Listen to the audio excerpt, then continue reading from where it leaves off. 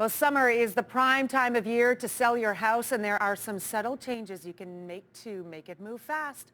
Home staging is now a key factor in selling your home. No longer is it something only million-dollar properties can afford to invest in.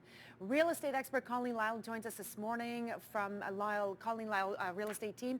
And we're going to talk about home staging today because it is, as we said there, a key component to selling your home. It's not just something people with a lot of money do. It's something we all have to do. The home has to be prepared before you can just sell it, because there's certain things that people don't want to see in your home when they come and look for a home.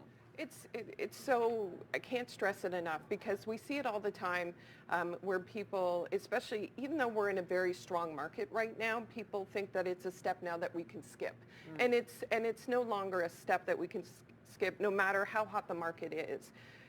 You are selling a home, and just as you stage when we go into retail, the shop is staged. Right. So when you sell a home, your home needs to be staged so that you can create the largest audience attraction to your home. Yeah, and so that sets up for what I was going to ask you next. Why do we do this? Like, is it important that I remove pictures of my family in my home? Does somebody really care if they come in and see that? Absolutely. It's about first impressions.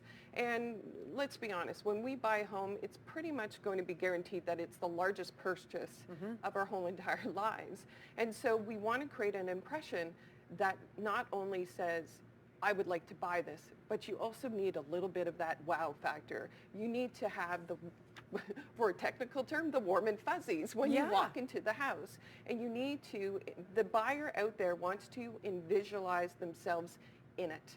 And they don't want, they want to see themselves, but also not a lot of work and a lot of peace, and just be able to be in that space rather than seeing, a lot of clutter.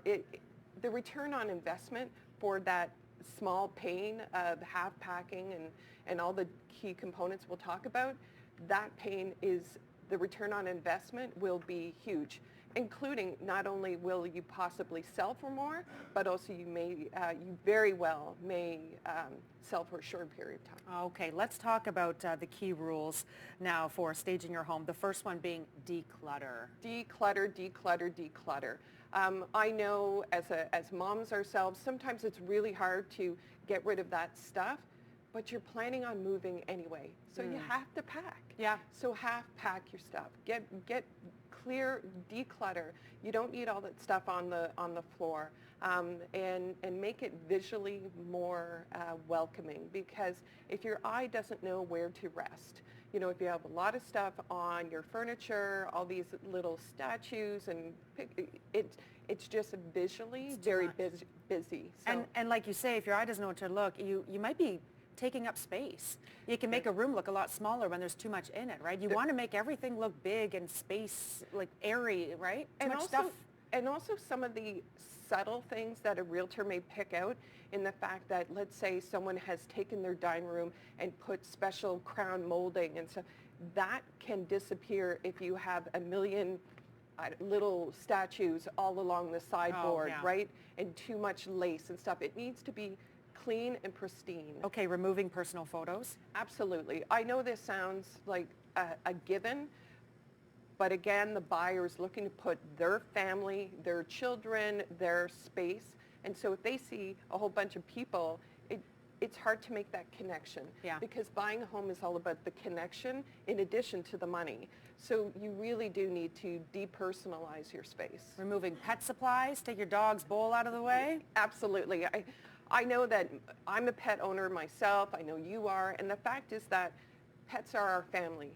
Yet there are a majority, when I'm out house shopping with people, I actually have people right now who said, don't show me a house that smells like dog, smells like cat, that I'm going to step on cat litter or trip over the dog bowl. Wow. It's one of those things that our little furry friends and family members, that kind of component needs to be hidden away. Okay, so essentially you need to change your mindset a little bit. You do, and it's always a hard mindset. You have to remember that we're selling a home.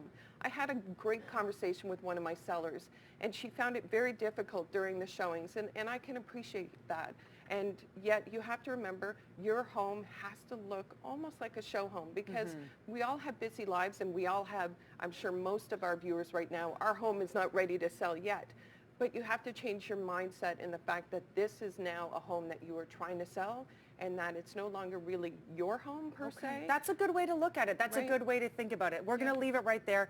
We're going to take a quick break. So if you have questions for Colleen, she's with us for the rest of the show for our Ask the Expert segment. So give us a phone call, 789-6559, extension 2803. Send us an email, ottawa.morning@ctv.ca.